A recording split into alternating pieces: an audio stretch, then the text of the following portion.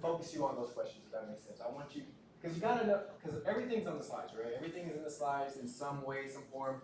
And if I give you questions, I don't want you to think that that's all that there's going to be on there, because it's not.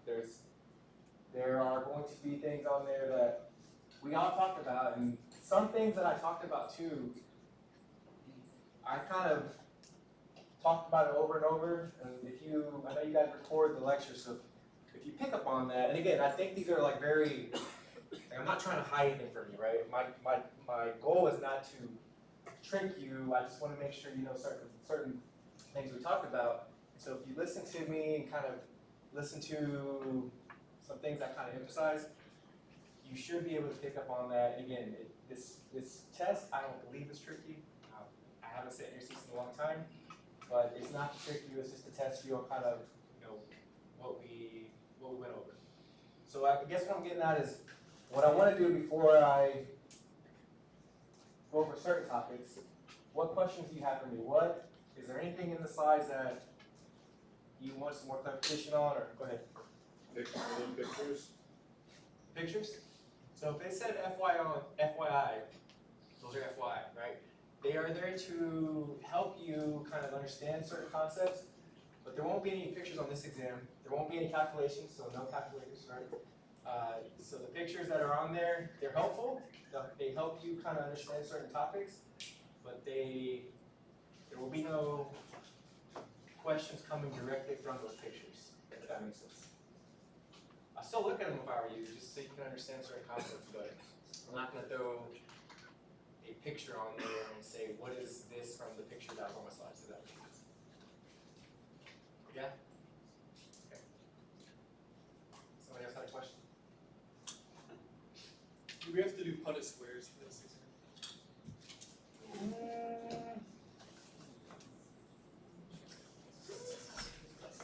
What do you mean, like?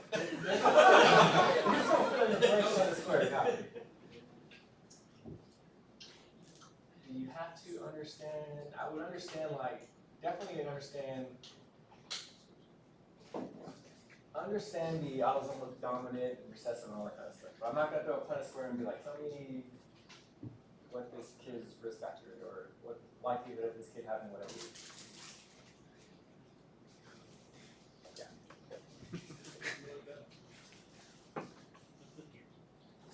What else?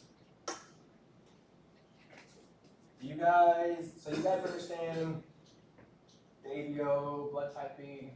You guys understand that, right? And then you guys understand, so if a patient has a certain blood type, they can get packed red blood cells. But when we talk about plasma, that's different, right? We flip that. So if I say, if somebody has A positive blood, and they need packed red blood cells, what can they receive? A positive. A positive, what else? O positive, O negative, okay. What kind of plasma can they get? A positive. Okay.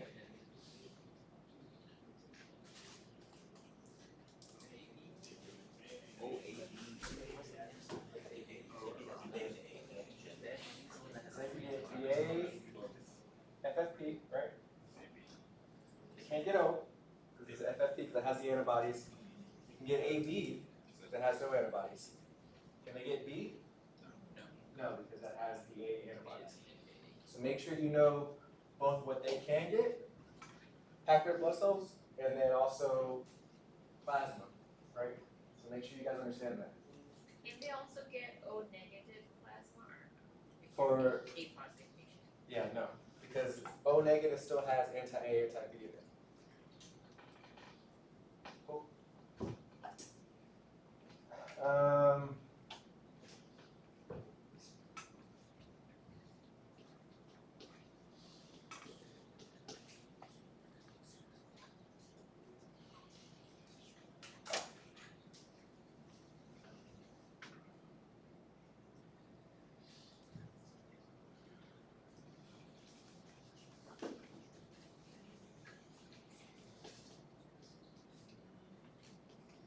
So, our sickle cell patients, right?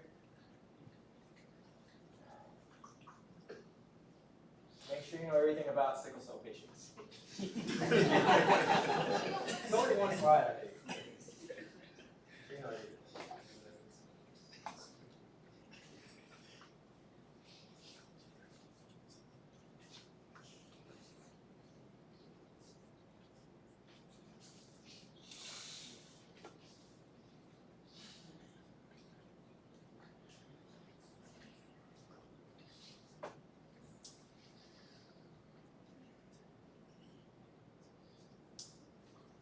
So if somebody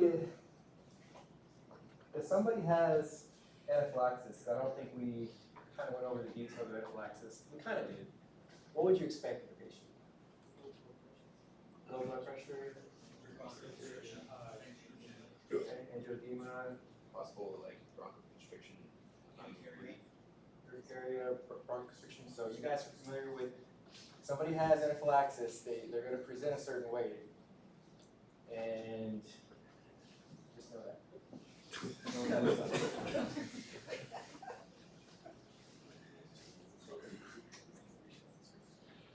Okay, the T&M system, the staging, right?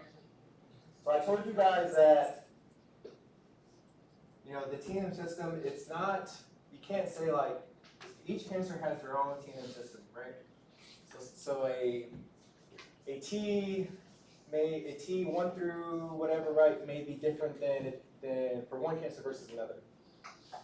But you guys should understand that whole table, right? There was like a big table that talked about TX and T0 and T1 through 3, right? Yeah. And the N and 0. Make sure you understand that, because even though I didn't give you like a specific cancer to understand, because again, there's so many out there and I wouldn't do that to you guys. Think about a way that I could still test your knowledge on your understanding of that, if that makes sense. So make sure you guys know that, just kind of what those letters and numbers stand for, and then you should be able to kind of figure out how I'm going to assess you based off of that kind of scenario.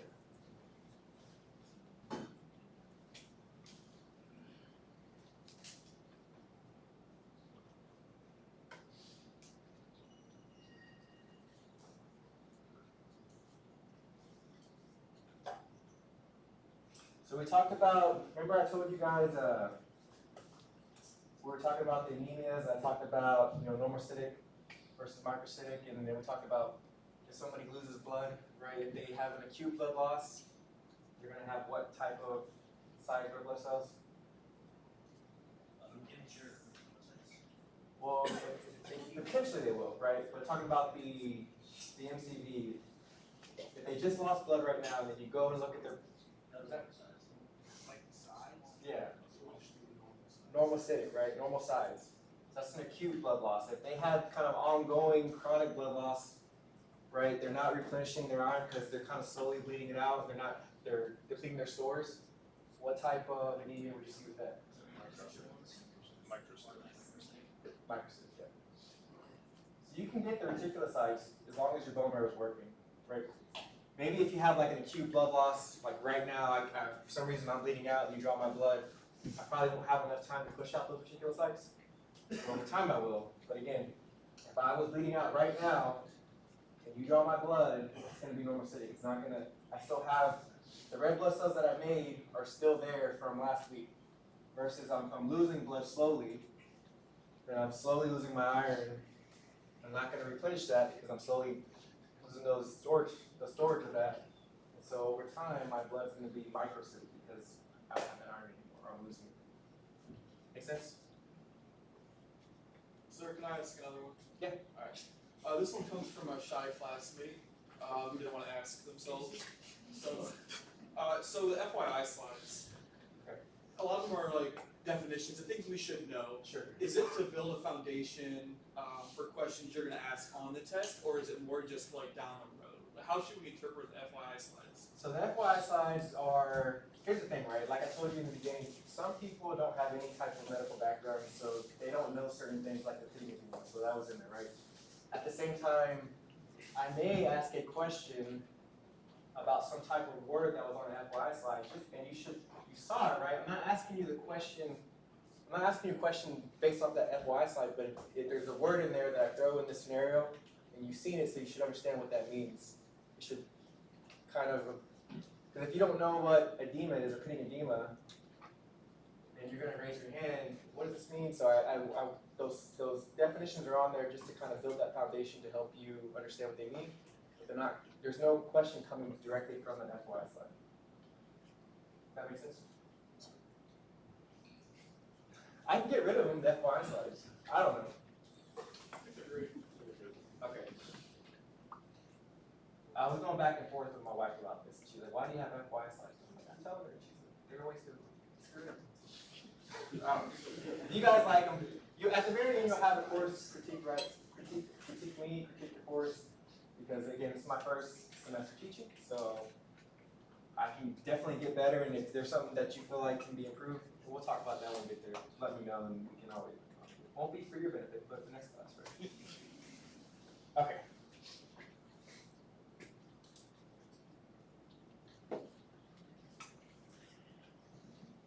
What is ROGAM?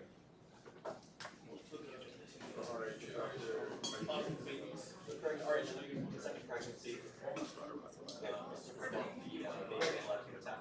Or from the, yeah. Yeah, so we give it to RH negative women who have RH positive babies. What is ROGAM though? Antibody that finds. Okay. What is it made of though? Get your slides. Most of water. Made of water, yeah, some water in there probably. Immunoglobulin. Yeah, what kind?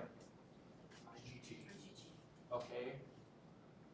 What, so IgG can, it's IgG, or that's the, that's the antibody that the mom makes, right? So we kind of talked about a little bit about Ig, here, let me say it this way. So if a mom has an Rh positive baby and she's Rh negative, what antibody will she make? Against the orange. What is it called? Anti what? Yeah. That's what ROGAM is made of. We're just, and so I don't know how they actually get the sample, right? ROGAM is just anti-D. And it covers that baby's D cells. So it's called,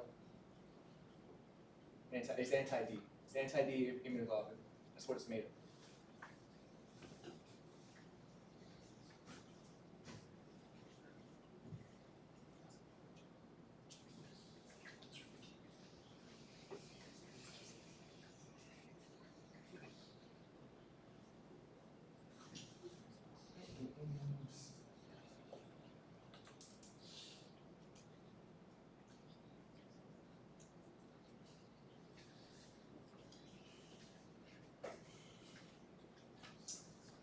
So we talked about the different types of lymphomas, right?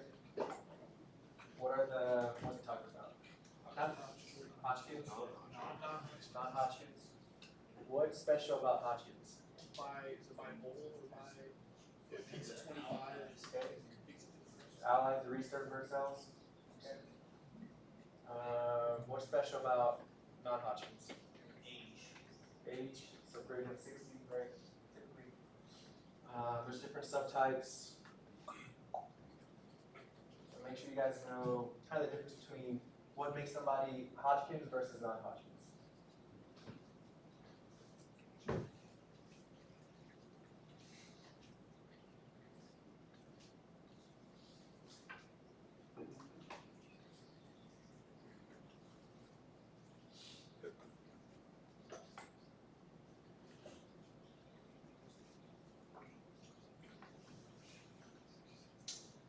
Okay, so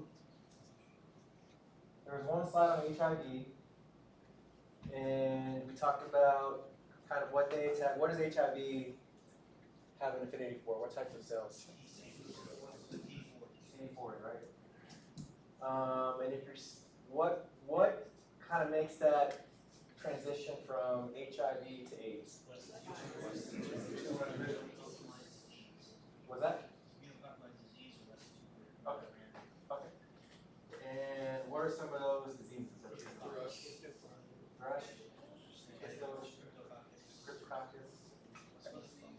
A lot of things, a lot of weird things, right? What does thrush look like? Like white spots. I didn't talk about this initially, but if somebody has thrush, I mean, you would see it. What might they come present with if, as like a chief complaint, besides just saying I got white stuff in my mouth? Sensation. So they'll come in with sometimes with pain when they're swallowing, so that they may have that as well. But when you do the physical exam, you'll see kind of these white spots and things like that.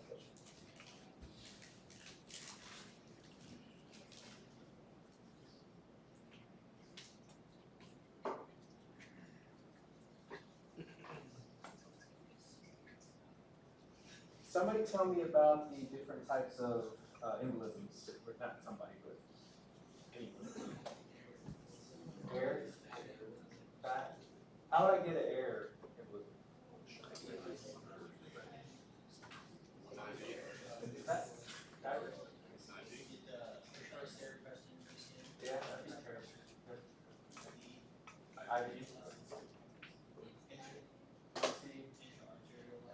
Okay. And then how do we get a fat embolism? Broken bones? Okay. What about arterial embolism? Head or toe, right? On the arterial side. What about thromboembolism? PEs, DETs. Heart attack, probably the arterial, because that cell's dead, right? So then you're getting that clot on the blood clot on the actual heart cell itself, and then you can go to the arterial side. We'll talk about this next one. Okay. How would I get some type of foreign body embolism?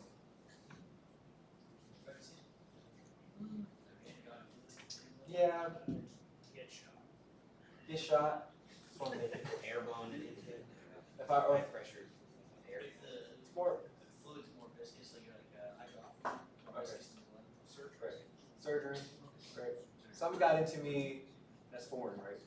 There has to be some type of something. It just doesn't. You just don't get some type of foreign embolism just sitting there. So.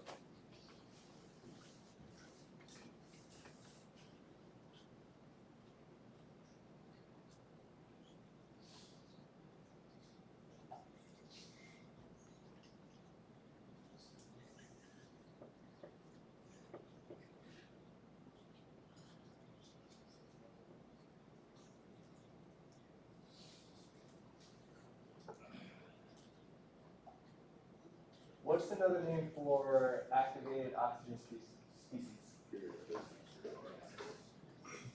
Huh? What's that? It's a free radical. Well, what's the other? Reactive, yeah. So active, reactive, same thing. Okay? Make sense?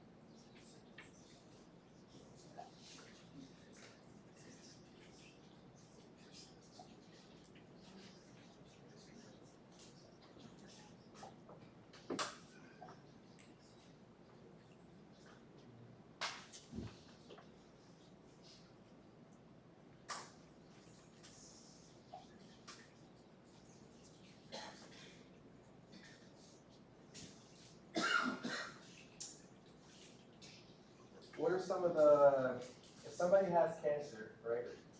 What are the potential signs that they may present with. For sure. Unpainfulness. Unpainfulness, yeah.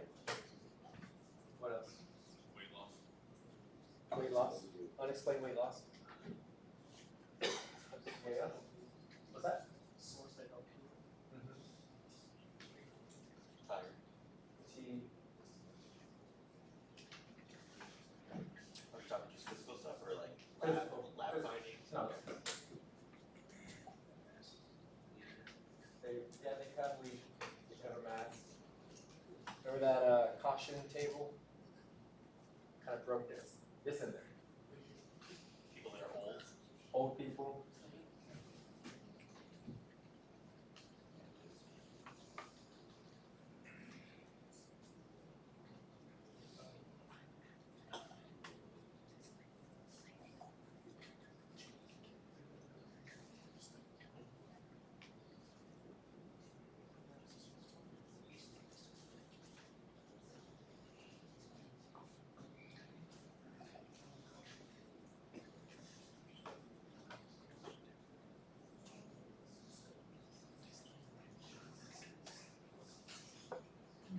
So were you talking about like risk factors? Just what they would present with, like symptoms. Make sure I'm taking the right things.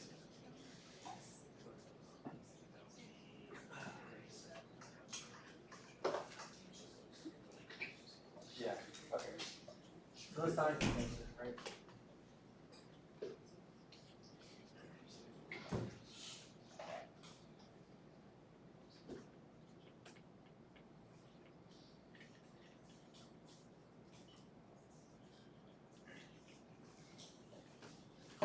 What's the difference between transudate and exudate?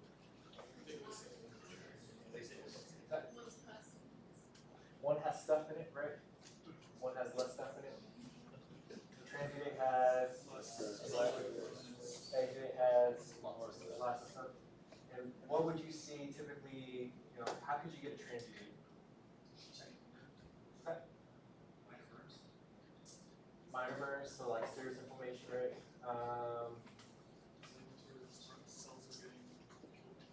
So that would be more exudative. Right. What kind of things cause an exudate? Infection. Infection, right? Abscess.